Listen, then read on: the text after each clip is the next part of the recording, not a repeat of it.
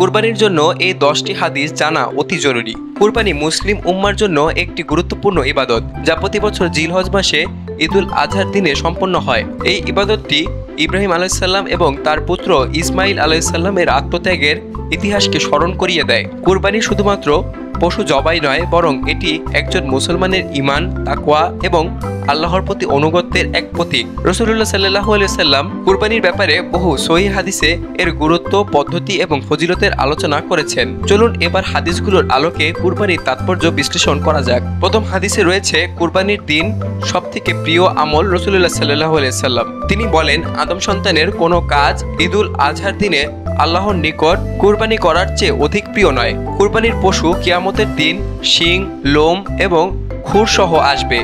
রক্ত মাটিতে পড়ার আগেই তা আল্লাহর কাছে পৌঁছে যায়। সুতরাং খুশি মনে কুরবানি করো। তিরমিজি 1493। এই হাদিস প্রমাণ করে যে কুরবানি কেবল একটি প্রথা নয়, বরং আল্লাহর কাছে এটি একটি অত্যন্ত পছন্দনীয় ইবাদত। এর পরের হাদিসের মধ্যে রয়েছে, যে ব্যক্তি সামর্থ্য থাকা সত্ত্বেও কুরবানি করে না, সে যেন আমাদের ঈদগাহে না আসে। ইবনে মাজাহ 3123। এই হাদিসটি নির্দেশ করে যে কুরবানি একটি দায়িত্ব। যদি কেউ তা অবহেলা করে, তবে তার ঈমানি চেতনায় ঘাটতি দেখা দিতে পারে। তৃতীয় হাদিসটি হচ্ছে, তোমরা কুরবানি করো, কারণ কুরবানির পশুর প্রতিটি পশমের জন্য একটি করে নেকি লেখা হবে। ইবনে মাজাহ 3127। এই হাদিস থেকে বোঝা যায় আল্লাহ তাআলা অত্যন্ত উদার। কুরবানির মাধ্যমে মানুষ অগণিত নেকি অর্জন করতে পারে। চতুর্থ হাদিসটি হচ্ছে, তাদের গোশত এবং রক্ত আল্লাহর কাছে পৌঁছে না, বরং তোমাদের তাকওয়াই তার কাছে পৌঁছায়। সূরা হজ আয়াত 37। এটি একটি কোরআনিক আয়াত হলেও হাদিসের প্রাসঙ্গিকতায় উল্লেখ করা যায়। এতে বোঝা যায় কুরবানির মাধ্যমে আল্লাহর সন্তুষ্টি অর্জনই মূল উদ্দেশ্য। পঞ্চম হাদিসটি হচ্ছে, যে ব্যক্তি ঈদের নামাজের আগে কুরবানি করে সে শুধু গোশত খায়, আর যে নামাজের পরে কুরবানি করে সে প্রকৃত কুরবানি করে। বুখারী 5545। এই হাদিস আমাদের শেখায় কুরবানি যথাযথ সময়, নিয়ম অনুসরণ করে সম্পন্ন করা জরুরি। ষষ্ঠ হাদিসটি হচ্ছে, আল্লাহ তাআলা সবকিছুতেই দয়া পছন্দ করেন। তোমরা যখন জবাই করো তখন উত্তমভাবে করো, ছুরি ধার করো এবং পশুকে কষ্ট দিও না। মুসলিম 1955। এটি ইসলাম ধর্মের মানবিক দৃষ্টিভঙ্গির পরিচয়। কুরবানির সময়ও দয়া এবং সংবেদনশীলতা অপরিহার্য। সপ্তম হাদিসটি হচ্ছে, রাসূলুল্লাহ সাল্লাল্লাহু আলাইহি সাল্লাম 2 শিংযুক্ত কালো অথবা সাদা ভেড়া কুরবানি করেছিলেন। তিনি নিজ হাতে ছুরি চালিয়ে বিসমিল্লাহ আল্লাহু আকবার বলে তা জবাই করেছিলেন।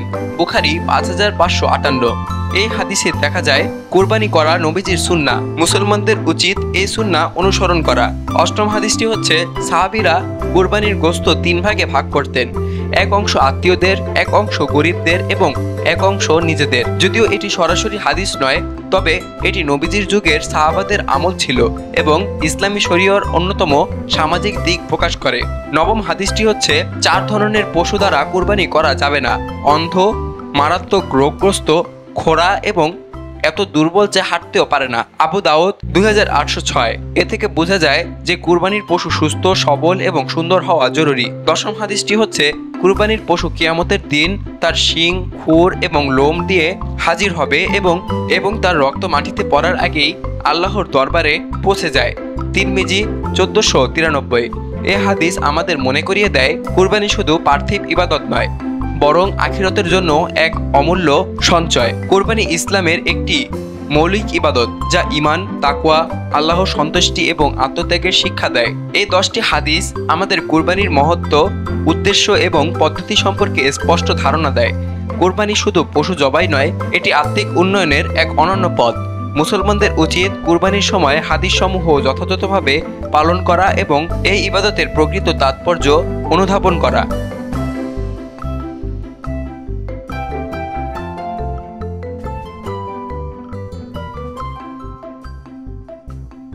সকল প্রকার খবর জানতে এখনই সাবস্ক্রাইব করে রাখুন আমাদের চ্যানেল বাংলাদেশ কণ্ঠে।